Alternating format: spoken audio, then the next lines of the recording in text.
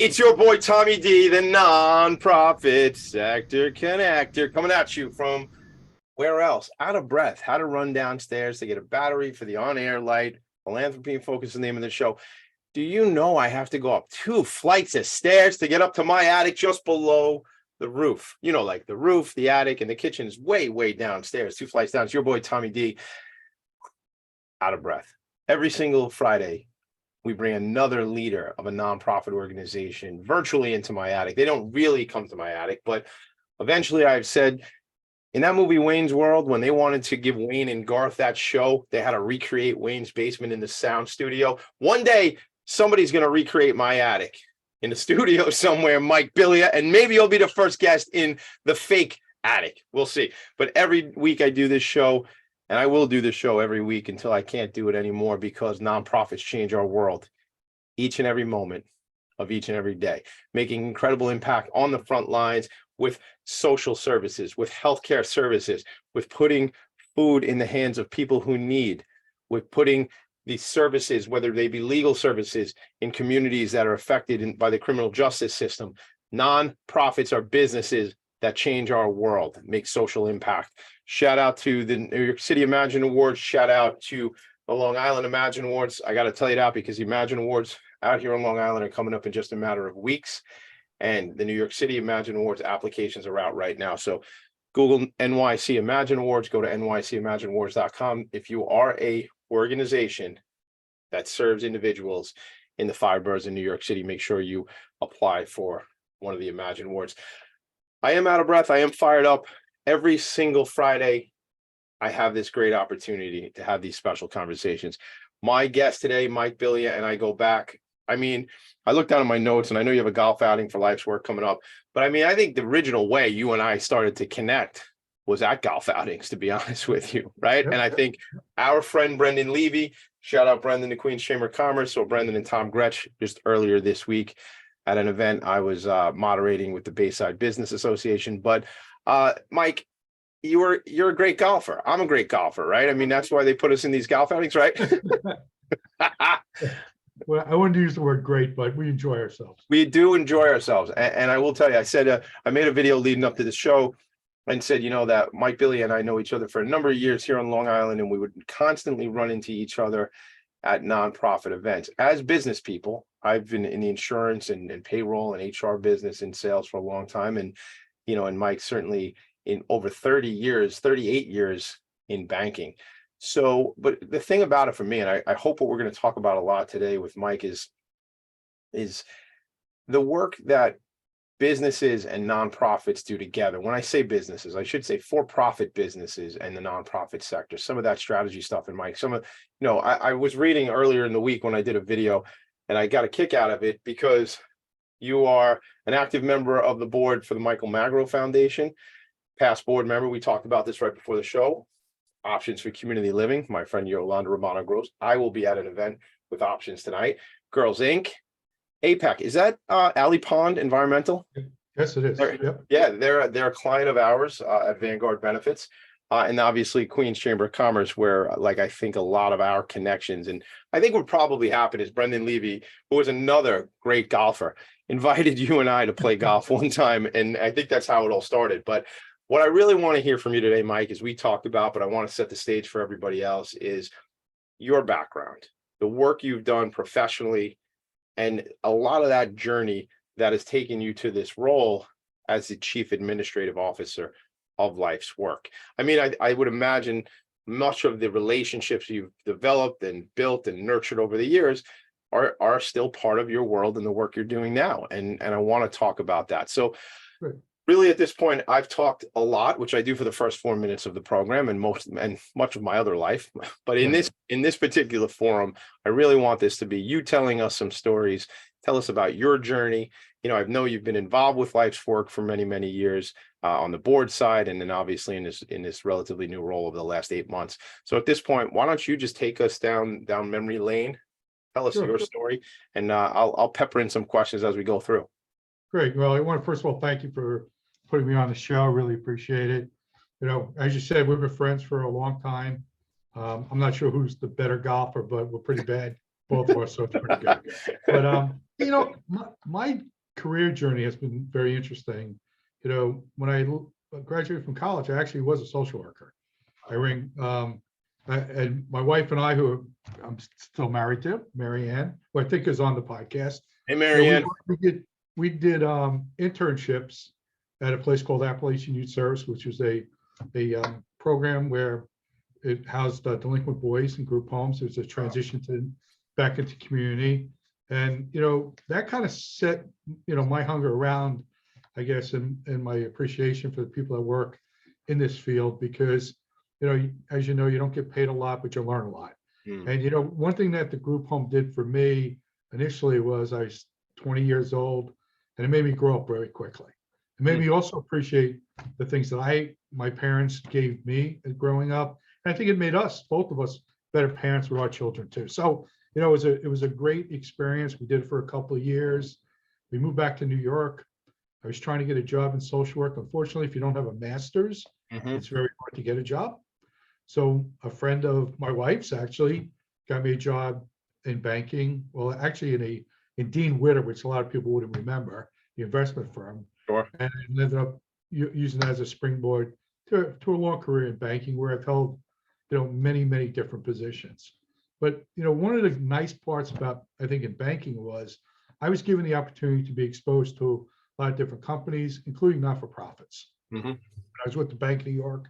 I was fortunate to work for several people, and one especially Ed O'Donnell, who really got me involved in working with the not-for-profit world.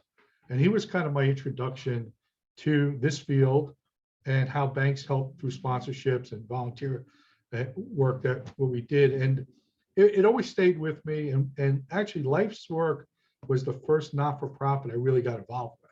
Is that right? I got involved with through Vicky Schnapp's, Sure. as well as Ed O'Donnell. And, I had an on and off relationship for probably over 30 years with them. But, in my banking career, I was fortunate to work for a lot of banks that gave back to the communities. The best bank I worked for, which has just recently been taken over, was Investors Bank. That's how I know you. That's how, just to interrupt you for a sec. That's how we connected. And as you're telling this story, my curiosity is going, how much of that investors culture plays into what Mike is doing? Because I was able to be a witness to see what investors did specifically here on Long Island. But yes, obviously I'm in the city as well, but Long Island's my hometown, right? And just to see how ingrained in the nonprofit community investors was for me, just it showed a great model. Tell me, Kevin, who was the CEO? So Kevin Cummings was the CEO, Dominic Hamill was the president. And I tell this story a lot. When you're employed, no matter what position at Investors, no matter what level, you went through orientation. So there's a 3-day orientation program in New Jersey. The first 2 days you learned about the company, but the third day you worked in a soup kitchen. And if you weren't allowed to work in the soup kitchen, if you didn't want to work in the soup kitchen, you couldn't work there. That was it. You used to write your check and say, see you later. That's incredible. I got chills. Yeah, it set the tone for going forward. We were lucky because both of those individuals really wanted to give back to the community. I think they personally felt a strong need that, they were not lucky, they were very successful in their careers, but, and part of that was being involved in communities and serving the community. So Investors Bank was a unique bank. It really was, and it was a great bank to work for. But we were allowed to join boards. We were allowed to sponsor stuff. We were allowed to give money to charities that, helped the communities. We wanted to be a community bank. Yeah. We wanted our branches to be part of the community. We wanted our people to be part of the community. So we volunteered to do a lot of stuff. That's how I became involved with the book fairies. Yeah. The Townwide Fund of Huntington, all of that kind of came out of the investors' focus on giving back to the communities. And it made it a really, really nice place to work. So, from my standpoint, I think I've been very fortunate that way because I've been able to get involved in a couple of different ways, and on the volunteerism side of it, but also on donating money through sponsorships to support different programs and different agencies. And then being a board member was kind of one of the best, I think, growing experience for me because, I started with Girls Inc. and I was the first male on the Girls Inc. board. Love it. And it was very interesting. I'm It was sure. Renee was fantastic. She took me under her wing, and I really learned a lot from her. From there, I got on the Alley Pond board. I was never really on their board. More so, I was their honoree, but I got Okay. very involved with them. I was able to Office of Community Living. I was on it. Life's Work. I was the vice chair at one point. So, I was able to see different agencies in different parts of Long Island and in Queens. Mhm. And Chamber of Commerce with Tom Yeah. was fantastic. So, we really were able to, the bank gives us the ability to really expand our horizons, get out there and support all these different agencies. A couple of things in my career that I think back on, last year I was honored by the Moxie. I got I was honoree for Moxie, which was the empowerment of women. And that to me meant a lot to me because that was something that my staff recommended me for. And I thought that was pretty cool. Bill Brown, who used to be our chief retail officer, was the honoree for Life's Work. And I still say to this day, he gave one of the best speeches ever at the gala. And, so I've been fortunate to be surrounded by a lot of really great people. When I think of Life's Work, we have Matt Sabatos, our CEO. I mean, I've learned a lot about fundraising. I learned a lot about capital programs and about just being, a good person. And I think that's what really, makes me excited every day, is that we're making a difference. We are changing how things are done. And, I say this in my new position all the time, not everyone can work in some of the positions that are required. We have people that work in the homes. That's a tough job, and not everyone can do that. And we really should appreciate the people that do the day-to-day heavy lifting, because that's a tough job. I have an easy job. Yeah. The people under me have a very tough job. I want to. Go Yeah, ahead. I want to talk about some of that stuff. The work that both your associates do, the people that work for you, and then even an angle on the vocational side for the participants and folks that you serve. We'll talk about that, in a couple minutes when we come back from a break. But I think you and I are certainly agree on the fact that the individual employees, associates, stakeholders that serve our participants are on the front lines and do not, in a lot of ways, get the accolades they deserve. These are people who work hard to protect our family members who might have a disability. Again, we're talking about an organization that works with 2,000 individuals, if I'm not mistaken, each year in the disability space. I want to look back at the website, across residential programs and community programs as well. But we're talking about individuals who who are not earning significant funds for the work they do, but they are there each and every day taking care of members of other people's families. So we'll talk some about that. Before we go to break, I just want to shout out some people. Mike dropped a couple names, and these are people certainly important in our community. Renee Daniel Flagler, Girls Inc. of Long Island, my friend, my mentor in a lot of ways. I appreciate you, appreciate all you do for the Long Island community and helping girls become strong, smart, and bold. And I need you actually met some folks from an organization called I Try last night. They help middle school girls out on the east end of Long Island compete in triathlons, not just compete, but prepare for triathlons. And I was like, you need to know Girls Inc. and Girl Scouts with Tammy Severino. Shout out to Tammy and Nariki over at Girl Scouts of Suffolk County. And then the other, you dropped Tom's name, Tom Gratch, our friend, another buddy of mine, over at the Queens Chamber of Commerce, CEO and president of the Queens Chamber. If you want to know who these folks are, these are leaders in our community, gang, and you just got to connect with Tommy D and I'll help you get connected to these people. We are going to go to a quick break. Mike Billia, Chief Administrative Officer. It's a big old title. I want to know what it actually means when we come back from. Well, you only got 8 months in the seat. You don't know exactly what it is yet. We will figure that out when we come back. We'll talk about the work the organization is doing, the impact. 50 years. I've been in Vicki Schnepp's office on Bell Boulevard in Queens at the Courier office and seen the pictures with Vicki and Geraldo and the story back to Willowbrook many, many years ago. Gang, if you don't know the history, maybe Mike and I will get into it today, but it's just a matter of an organization that started out something smaller and makes a drastic impact each and every day. But that's what we do here in Philanthropy Focus. Your boy, the nonprofit sector connector. Quick break. We'll be right back. Are you a business owner? Do you want to be a business owner? Do you work with business owners? Hi, I'm Stephen Fry, your small and medium-sized business or SMB guy, and I'm the host of the new show, Always Friday. While I love to have fun on my show, we take those Friday feelings of freedom and clarity to discuss popular topics on the minds of SMBs today. Please join me and my various special guests on Friday at 11 a.m. on talkradio.nyc. Are you a conscious co-creator? Are you on a quest to raise your vibration and your consciousness? I'm Sam Leibowitz, your conscious consultant, and on my show, The Conscious Consultant Hour, Awakening Humanity, we will touch upon all these topics and more. Listen live at our new time on Thursdays at 12 noon Eastern Time. That's The Conscious Consultant Hour, Awakening Humanity, Thursdays 12 noon on talkradio.nyc.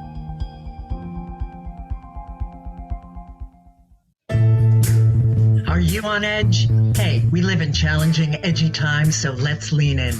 I'm Sandra Bargman, the host of The Edge of Every Day, which airs each Monday at 7 p.m. Eastern Time on talkradio.nyc. Tune in live with me and my friends and colleagues as we share stories and perspectives about pushing boundaries and exploring our rough edges. That's The Edge of Every Day on Mondays at 7 p.m. Eastern Time on talkradio.nyc.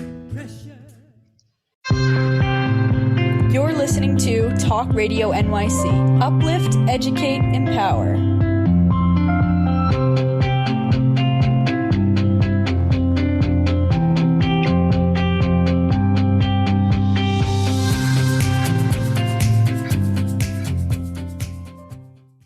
Nonprofits need connections to move in good directions.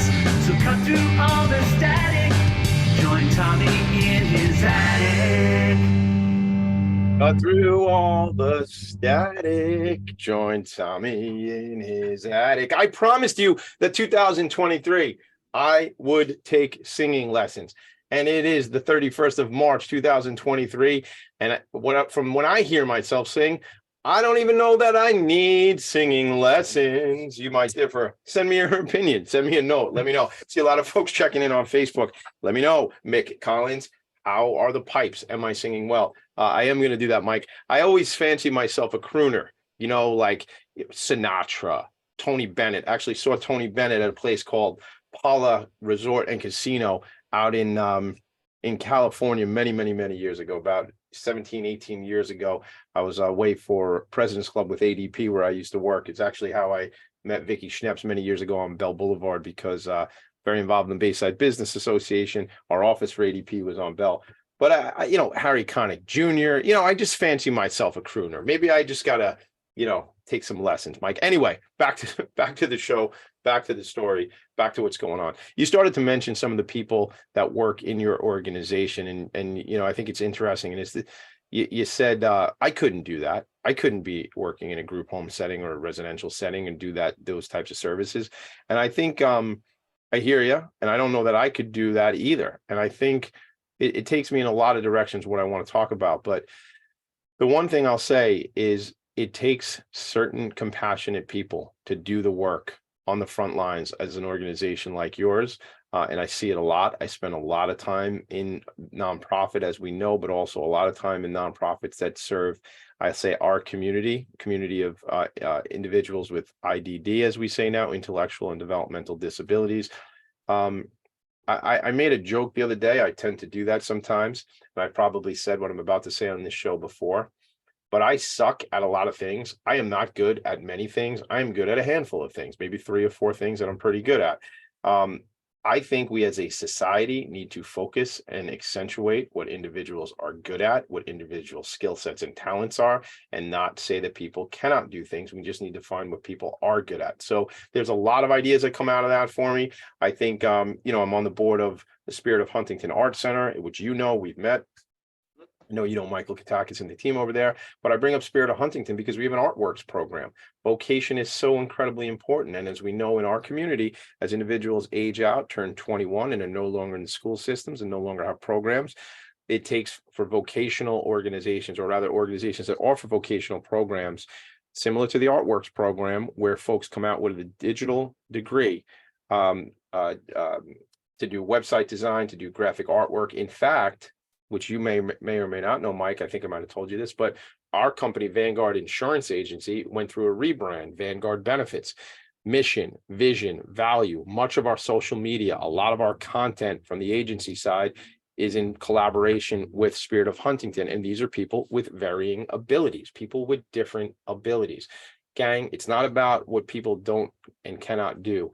It's about where do we find what folks are really good at. And I say it tongue in cheek, and I say it self-deprecating that I suck at a lot of things, or I'm not good at a lot of things, but it's just to draw a point. Like, I found the 3 or 4 things I'm pretty good at, and I'm just going to do the hell out of those. And if we as individuals in a 70, 80, and 90 year life could figure out what the heck that is for each one of us, people have incredible skill sets that are overlooked because they're blocked out by bad thinking. Period. End of story. Soapbox, put it away. It'll probably be back later on, but we'll put it away for now. Mike, let's talk about those people that are on the front lines that do the work. Let's talk about the programs. Let's talk about what life's work is about. What does it look like? What are the deliverables, please? So just to understand life's work, I think you have to understand our history. 51 years ago, Vicky Schnaps, in conjunction with Geraldo, exposed Willowbrook. And in short, they changed the way we look at working with people with disabilities throughout the world. Mm-hmm. And it had a major impact. And that's how life's work was that's how life's work was developed. So, right now, over the 50 years, we've grown to 45 residential programs where we house over 270 individuals. We have 12 non-residential programs that we run. And then we run a host of other things that we do for training with parents. We started a series of parent workshops, things like that, to just educate people, because the journey through the process, as I found out, is very tedious and very cumbersome and very confusing. What process, Mike? What do you, just go back a sec, Mike. What do you mean process? Process of what? Well, just that if you have a child who say I'll use on the spectrum, it starts very early when this process has to start. And, a lot of families are overwhelmed. They don't know what's going on. So we've started to provide, what is called a front door service, where people, are able to come to our organization. We can help them navigate through this, because the navigation part with the state is not easy. And I'm not an expert on it, so I can't really tell you the ins and outs. Mm-hmm. But I know I've sat through the first program, and I was almost like in shock of what a parent has to go through. So, as an agency, we try to help parents navigate that. Our residential programs are, I think, top of the line. We spend a lot of time making sure that those homes are homes. People that live there their whole lives. We make it their house, and we really spend a lot of time making sure that it feels like a home. And in saying that, it comes with the staff that we employ too. Yeah. I think every organization is now going through a staffing crisis. We don't pay a whole lot of money. It's government funded. Anytime you work with the government, there's a lot of red tape that you have to go through. But the people that do work here, and the people I've had the pleasure of working with, are compassionate about what they do. They don't do it for the money. Right. They really don't do it for the money, but they do it because there's a compassion to help people that I wouldn't even say are less fortunate, or they're just different. Yeah. Because some of them aren't less fortunate. Some of them just need, some help. So very interesting. It's an interesting industry, and life's work has given me the ability to see it through the whole range of things that go on. So, you said before, what does a chief administrative officer do? So I wear a lot of hats here. So and I'll just go through my list. I'm in charge of compliance and quality. I'm in charge of maintenance. Well, I oversee maintenance and compliance.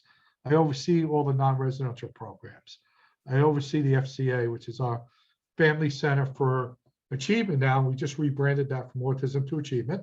So I'll give a plug in for that. And I'll talk a little bit more about that in a second. Yep. I also oversee marketing and development and fundraising. And then the last thing is I'm going to be overseeing workforce. How many hours a week do you work? Like 300? Yeah, I have an easy job. My staff works 300. But the fun part is that I oversee all this stuff, but I have such good people working for me. I have fun. Yeah. We laugh more than we argue. We look at each other. We're a very creative group. We work well as a team that everyone has a say on my team. Everyone, no matter what you're in charge, if you're in charge of non-residential, you can still talk about marketing. We like to get all that feedback. And it's been a very, very interesting journey for me because there's a lot of really great talent here. So I thank God every day that I have this talent, because if I had to do this all by myself, I'd be in trouble. So it's really good. That's a shout out to my team. Yeah, and that's it. And I appreciate you doing that. And it's sort of kind of an expected piece of feedback I get from leaders of nonprofit organizations, because they are humble folks who are like, look, it ain't about me. It's about the people that are doing the work with me, right? And I love the word team. And it's funny, I'll say this. I mean, you come from banking, I come from sales in the payroll space for a long time in HR. And I always used to laugh at that word team, in the setting of sales team. Now, team means like you and I play soccer, let's say, right? And I kick the ball to you and we're on the same team and you kick it back to me and one of us puts it in the net, and that's teamwork, right? But I always used to get a kick out of it because for like 1 week a year when I was at ADP, for example, we would be away together and we'd be celebrating together for like President's Club or something. And then for 49 and a half weeks of the year, people be trying to take food off my plate. And I always felt like that is not exactly what a team, that's not a sales team. That doesn't sound right. So I always joked about that. But I know it about our agency. I think of us in terms of a team. I certainly think I am on a lot of teams, and I don't mean athletically, but I play on a lot of teams, whether it be with the Nonprofit Resource Hub or the boards I sit on. But that word to me has a lot of meaning, Mike. And I think I'm hearing it from you as well, is that everybody's opinion is valid. Let's hear them. A lot of things aren't going to be correct, but put the ideas out there. Let's check it out. Let's put, I love those expo markers and a whiteboard, let's write it on the whiteboard. Let's write it, spell it wrong. Who cares? Get it on the board. Let's kind of get it up there and then say, that's cool. Or let's try that one. And then afterwards we look back and go, wow, that didn't make sense. That sucked, or that didn't work out, but we iterated, we did the thing, right? So that to me is the fun about it. What do you say to that? Yeah, no, I think part of being a leader is asking people to be creative, asking people to take chances, and asking people to make decisions. And not every decision's right, but you learn from that stuff. And as a team, you win and lose. Yeah. One of the things I really like here is that our whole focus is around the people we serve. That's our number one priority. Every decision we make is about that. Every decision, everything we change is about that. And it's really, and it's very healthy atmosphere when you make a decision, someone will say, well, how does that affect the people we support? And that's the main goal. So, again, I think a lot of agencies do this, but I can only talk about life's work is that's ingrained in our philosophy, that's ingrained in our DNA. And it's a really healthy atmosphere when it comes to working here. The other thing, you were talking about Spirit of Huntington. So right behind me, I have 3 pictures on my wall. You can see 2 of them, in conjunction with the Spirit of Huntington. We had 5 of our people get into their final for their painting. So we actually took the paintings, we had them enlarged, we have them up along the thing. We actually have our magazine, which I'll show you the cover, that we put all 5 of them on it. Wow. As part of our newsletter that we send out. But this is the stuff that keeps us going. This is the stuff, the creative part, that we see the people that we support. They have a lot of abilities. I think people have a misconception sometimes. They have abilities, and some really good abilities. Yeah. And one of the things that we try to do is make sure that we're always challenging our people too to be better than what they are. So we do a lot of stuff with Spirit of Huntington. They have a great art program. We send our kids, our guys there, because we know that it'll teach them both socialization skills, but more also the ability and confidence that they can do some stuff. 100%. And it's a very interesting concept. One of the nice parts I think also about Life's Work is we collaborate with a lot of different agencies. We try to take the best of what we can find and incorporate it in our own programs, which keeps a lot of people very busy. Yeah. Because we're always looking to get better. We're always looking to get how can we improve this? So the FCA is one. Well, let's hold the FCA. Let's hold the Yeah. FCA because we got to go to a quick break, and I want to give you time for that. So I want to take a couple points out of this, and you and I got to say hello to a friend of ours who's checking in. How does this affect the people we serve? Gang, if that's all we ever did was consider that as business professionals or as leaders of nonprofits, well, that sounds like a good idea. But how does that affect the people we serve? Well, that would be out of our budget. Okay, but how does that affect the people we serve? Should we do these things? And if that is your North Star as a business or a leader of a nonprofit organization, or just, in your community, if you run a business association, how does that affect the people we serve? And always trying to improve and get better and be creative. Man, oh man, Philanthropy and Phocus was just an idea.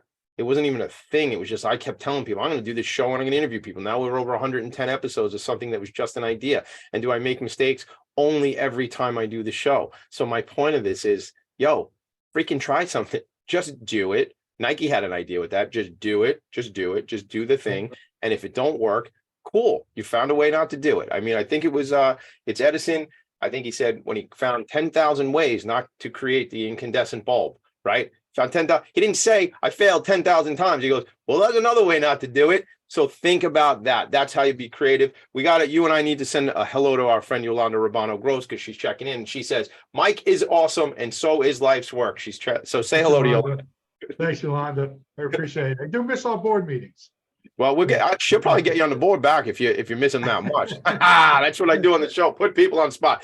Your boy, Tommy D. I'm just trying to get better. And today I'm trying to be the best Tommy D that I could be. We'll be right back. Are you passionate about the conversation around racism? Hi, I'm Reverend Dr. TLC, host of the Dismantle Racism Show, which airs every Thursday at 11 a.m. Eastern on talkradio.nyc. Join me and my amazing guests as we discuss ways to uncover, dismantle, and eradicate racism. That's Thursdays at 11 o'clock a.m. on talkradio.nyc. In a post-COVID world, you may have many unanswered questions regarding your health. Are you looking to live a healthier lifestyle? Do you have a desire to learn more about mental health and enhance your quality of life? Or do you just want to participate in self-understanding and awareness? I'm Frank R. Harrison, host of Frank About Health, and each Thursday, I will tackle these questions and work to enlighten you. Tune in every Thursday at 5 p.m. on talkradio.nyc, and I will be frank about health to advocate for all of us.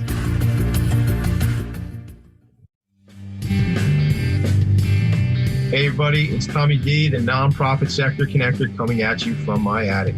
Each week here on talkradio.nyc, I host the program Philanthropy and Phocus. Nonprofits impact us each and every day, and it's my focus to help them amplify their message and tell their story. Listen each week at 10 a.m. Eastern Standard Time until 11 a.m. Eastern Standard Time, right here on talkradio.nyc. You're listening to Talk Radio NYC at www.talkradio.nyc. Now broadcasting 24 hours a day.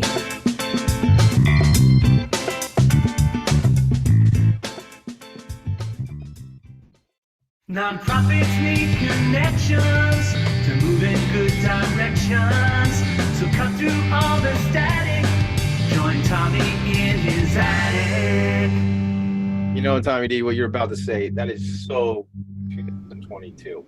So here's the deal. I used to make the guests on the show, Mike Billia, sing the theme song usually when we come back from break. It's not happening. I'm not happening. That was pretty much the response. And I say I used to make them do it. Nobody ever did it. But I will tell you, one friend of mine who loves the theme song is our friend Yolanda. And she's like, Tommy in the attic and the whole thing. So, Yolanda, I will see you at an event later tonight. Shout out to Suzanne Wittenberg, who is our friend and colleague over at the Spirit of Huntington Art Center. In 1987, I want to make a quick shout out. Where did that go? 1987, President Reagan recognized March as Developmental Disabilities Month to increase public awareness of the needs and the potential of Americans with developmental disabilities, and to provide encouragement and opportunities they need to lead productive lives and achieve their full potential. My cousin Linda had special needs or intellectual and developmental disabilities. Unfortunately, we lost Linda when she was 31, about 10 or 11 years ago at this point. And we, in Linda's memory, we have the Lindy Lou Foundation. And just this past Sunday, we did the big Lindy Lou Classic at Syosset Lanes out here on Long Island.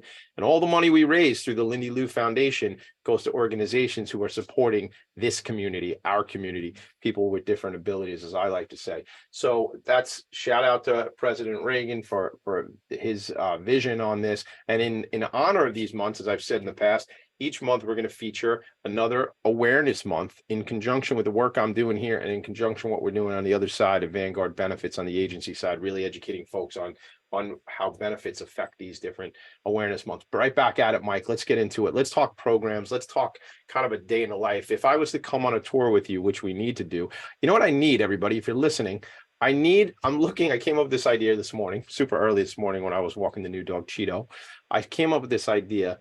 I think I need an intern who is maybe in a social media or a photography or a videography like coursework, that maybe once a week or every 2 weeks or once a month, we go hang out together. And I just go on tour facilities on Long Island of nonprofits, which I do anyway. But then I'm trying to like do this job where I'm like with my camera, my phone, trying to take videos or whatever. But I think if I had somebody just like my own young paparazzo that comes out and we go on tour, and it's the Tommy D Show on location. So if you're listening out there in the world and you know a young person who wants to work and do some of that video skills and stuff like that, and I'll make them laugh. We'll get them a couple bucks. We'll figure this thing out.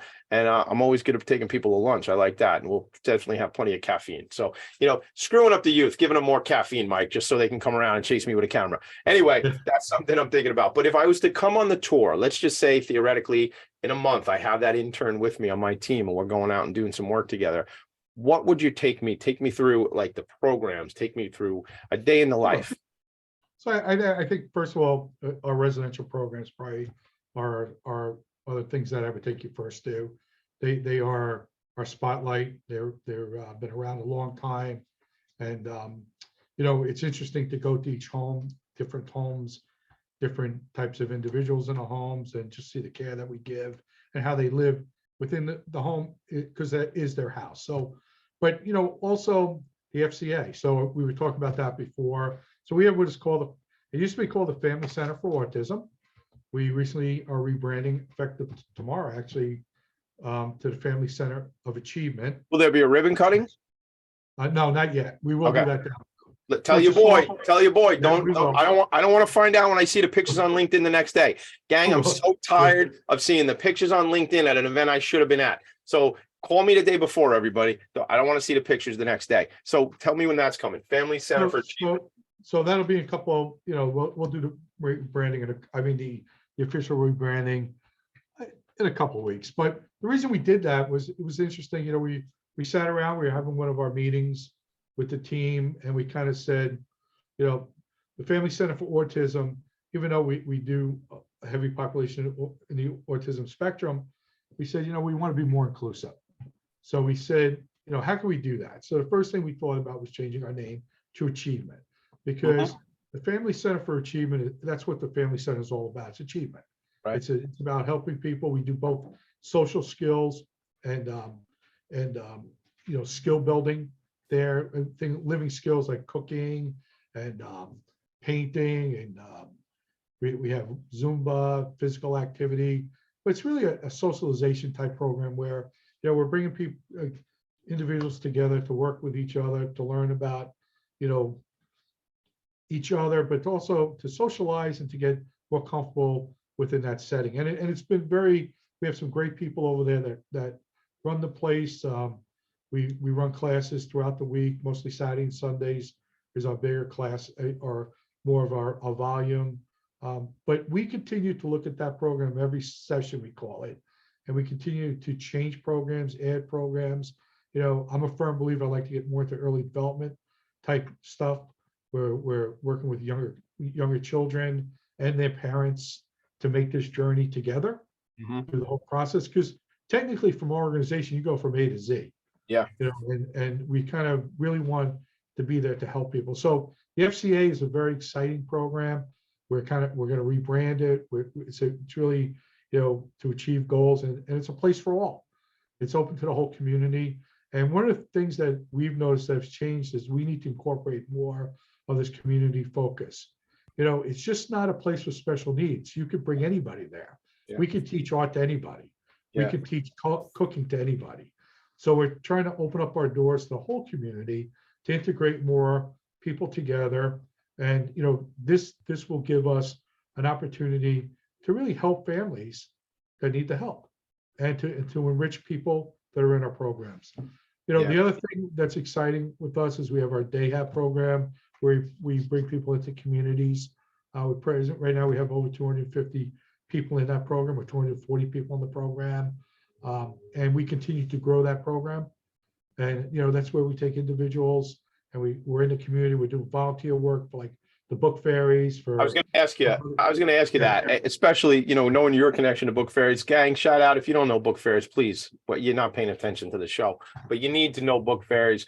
My friend Eileen Minogue is just an incredible leader, and Amy Zaslansky, an incredible founding leader. And they have found, I was at a meeting at Malloy yesterday around best practice, Malloy University here on Long Island yesterday. I had the opportunity to get invited to a best practices conference panel discussion for nonprofits. And, I was just thinking in terms of one of the questions that came up around, founders and how that legacy changes. And I always think of, when I talk about an organization that really got it, is Amy and Eileen over at Book Fairies, and how they're still able to collaborate. Amy knew where it was time to bring in a leader, to an established executive leader, where Amy could focus on different parts of the organization, and Eileen can then kick it up a notch in some ways. And there's such grace around that particular relationship. And we've featured them on here on Philanthropy and Focus, but certainly also in my nonprofit executive leadership roundtables. And that dynamic that they have is just so special. And I know, though, many of the relationships that Amy created are with organizations like yours, Mike, that are these individuals, these participants in programs are doing what, gang? They're getting on a bus or a van. They're going to a place to pick up books, bring those books to book fairies, and then some of those books that are getting back out into community, they're making an impact, these individuals, right? Again, people have different skill sets. Some people can do graphic design work. Some people can do this other type of work to make an impact, right, Mike? I mean, it's so special. What are some of the other programs or that the Day Have gets involved with? We do. We go to farms. We work at ponytails. We did that. What's it called? Hair We Share. Hair We Share. Oh, Hair We Share. Yeah. Shout out to Dean Riskin. Oh, Hair We Share. Yeah. They're actually finalists in the Rising Star category, the Vanguard Benefits Rising Star Imagine Awards. Yep. Some food banks we also volunteer at, some of the farms. But again, we go out and solicit organizations that need our help. Yeah. And the people that we serve love it because it gives them something to do, gives them a purpose in their life. And we're always looking for new opportunities where we can help, do things, on a volunteer basis. But Book Fairies has been one of our biggest areas, biggest organizations we work for. And Eileen has treated us very well. Oh my God, such special leaders. Gang, if you're a leader in the nonprofit sector and you want to connect with Eileen, she's so giving, she's so thoughtful for the sector. She's just a special leader. That's what I know about nonprofit folks, is like they roll up their sleeves and go, what do you need? How can I help? Wait, you have your own organization to run. Yeah, I know. And I'm doing that. And that's cool. But how can I help you? And those are the people that I hang out with, the people who just are giving of their time. Yeah, Mike. We just opened a store in our building at 1501 where we sell, all products. It's almost like a convenience store, but it's actually operated by our residents. It's been well received. And, we're always looking for ways of making people feel like they have a purpose. Yeah. And it's really important to have, I guess a philosophy where you're always looking to get them outside. We don't want them sitting in a home. We don't want them sitting in a classroom. We want them out in the community, socializing with all types of people and learning a trade or learning a skill, which hopefully in some cases turns into a job. In some cases they do in supermarkets and things like that. There's a whole employment services we do. So, when I say we're A to Z, we're A to Z. And I guess the last segment we'll talk about workforce, which is the next evolution in our growth. Yeah. And this program we're developing is going to be cutting edge. We're actually in the process of putting plans together. We're almost close to going for permits. But workforce is going to take us to another level of how we, help, get people to feel like they have a purpose. And what a difference, Mike. Yeah, we're going to take a break. I want to hear workforce when we come back. When we come back, we're going to talk about events, what you need, how we can help, and how the community can help. But workforce is so interesting because if you think about, and I'm going to get like historic here, and I shared, gang, on Facebook. If you don't know the story about Willowbrook and when Victoria Schnaps, and Geraldo Rivera went out to Willowbrook, you got to check out the story and understand that. But just what a difference in our history as to treating folks and supporting folks and giving them what they need, versus the way it had been done in only, this population had been served only a short time ago. But I mean, workforce, job, vocational training, all this stuff is what we should be doing for everyone. That's what we're supposed. I'm pissed off for greatness, gang. Like, this is the stuff we're supposed to be doing. And as a society, we're making the right impact. Not everywhere, not every day, but we're continuing to evolve. And that's where we need to even have the grace and compassion for ourselves as leaders in this world, is getting things done, but it may not be right away, but we're doing the work. When we come back, let's talk about workforce. I've seen the photos, I've seen the not renderings, but I've seen some blueprints recently and things like that, and whatever. Not sure what I can say, what I can't say, but you can share with us when we come back about what's coming, about what you need, and we got a golf outing and we got an Easter lunch. We'll talk about that stuff when we come back. It's your boy, Tommy D. Right back. Hey everybody, it's Tommy D, the nonprofit sector connector, coming at you from my attic. Each week here on talkradio.nyc, I host the program Philanthropy and Focus. Nonprofits impact us each and every day, and it's my focus to help them amplify their message and tell their story. Listen each week at 10 a.m. Eastern Standard Time until 11 a.m. Eastern Standard Time, right here on talkradio.nyc. In a post-COVID world, you may have many unanswered questions regarding your health. Are you looking to live a healthier lifestyle? Do you have a desire to learn more about mental health and enhance your quality of life? Or do you just want to participate in self-understanding and awareness? I'm Frank R. Harrison, host of Frank About Health, and each Thursday, I will tackle these questions and work to enlighten you. Tune in every Thursday at 5 p.m. on talkradio.nyc, and I will be frank about health to advocate for all of us. Are you a conscious co-creator? Are you on a quest to raise your vibration and your consciousness? I'm Sam Leibowitz, your conscious consultant, and on my show, The Conscious Consultant Hour, Awakening Humanity, we will touch upon all these topics and more. Listen live at our new time on Thursdays at 12 noon Eastern Time. That's The Conscious Consultant Hour, Awakening Humanity, Thursdays 12 noon on talkradio.nyc. You're listening to Talk Radio NYC at www.talkradio.nyc. Now broadcasting 24 hours a day.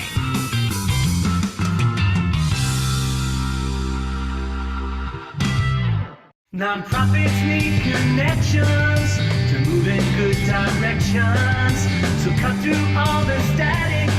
Join Tommy in his attic.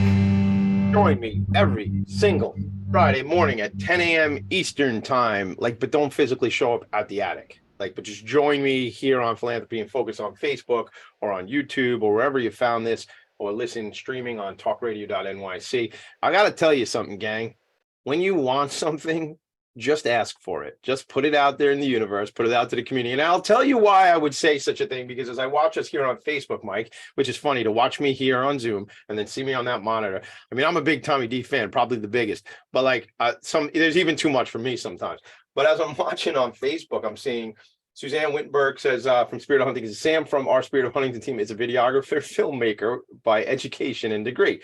And Yolanda Rabano Gross says, I have the perfect kid for you, film and photo major at 5 Towns, and his parents will be there tonight, meaning where I'm going tonight with Yolanda. I'll see these folks. So if you have a specific ask, remember, I am the nonprofit sector connector. It's all about connection. It's all about relationships. If you have something you need, do yourselves a favor and freaking ask for it and say it, because now I might have to hold interviews for something that I just came up with this morning as an idea. So, Mike Billia, I think this is a good segue if I know how to do one, but what does your organization need? What is upcoming? How can we help? Is or are there specific asks that you have right now? So, we of course, I think every organization needs some fundraising. So we continue to do our golf outing on the 14th at Old Westbury, the 15th, I'm sorry. 15th. The 15th at Old Westbury. We look for more community involvement. We're always looking for volunteers. We're always looking for people to help us out. We're looking for people to work on fundraisers for us separate. Just had Vicky's grandson, Blake, just raised $1,100 during March Madness for us. I love out of it. the goodness of his heart. And that's where we like the grassroots type stuff. We like people that, we'll do little fundraisers just to get people involved. We do a walk. We're going to be doing a walk in September. Last year, we had, a couple hundred people show up to it. And, it's not always about raising the money. It's more about getting the community more involved and more awareness to what we do. And I think once people realize what we do and the goodness that we do, they want to be involved. Yeah. And then it's easy to ask. It's easy to get volunteers. So, if I had one ask, I would just have some people, contact us. If you don't know what we do, if you want to be involved, if you have some time to help out, to work in help out in a home, help out on the FCA as a volunteer, we would love that.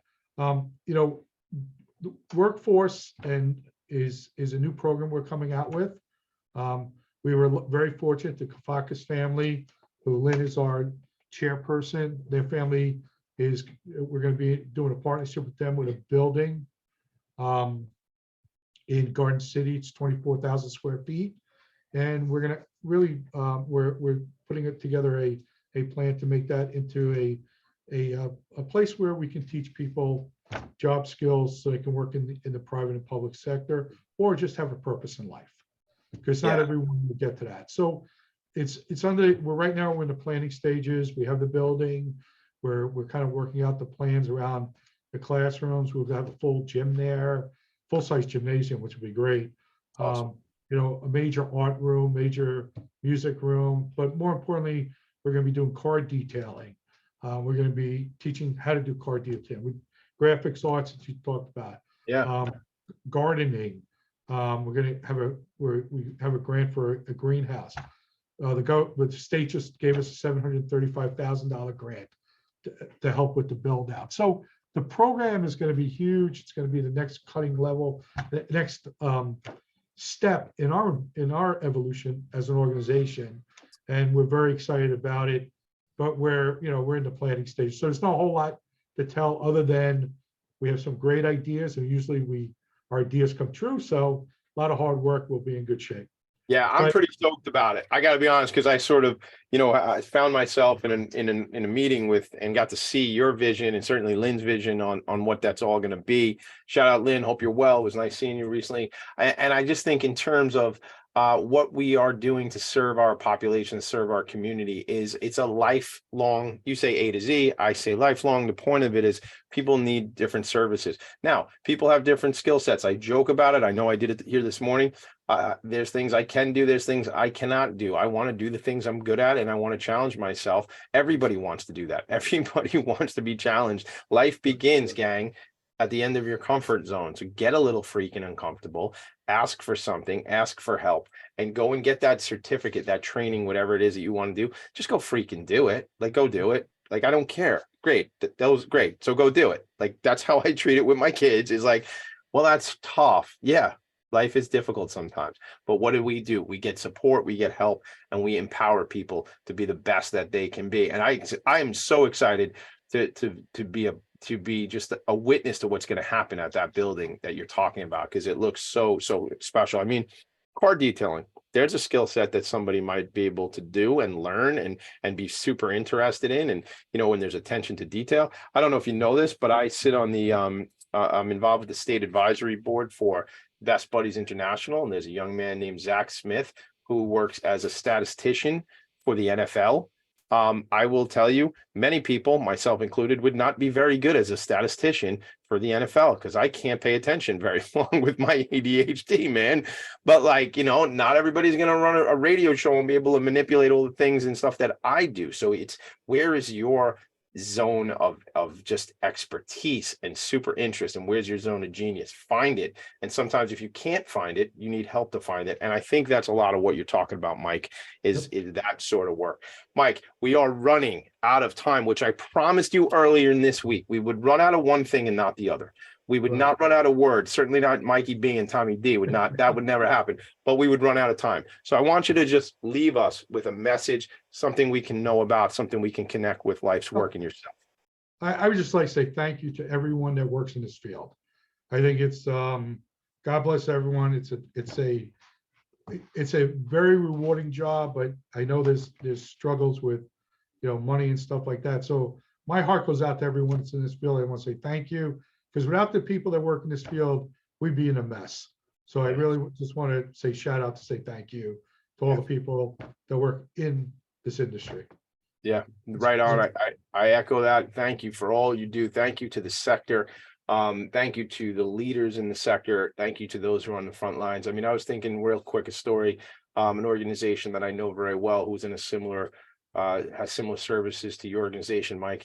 And he, sometimes when you're dealing with individuals with either intellectual developmental disabilities or mental health issues, it can get physical.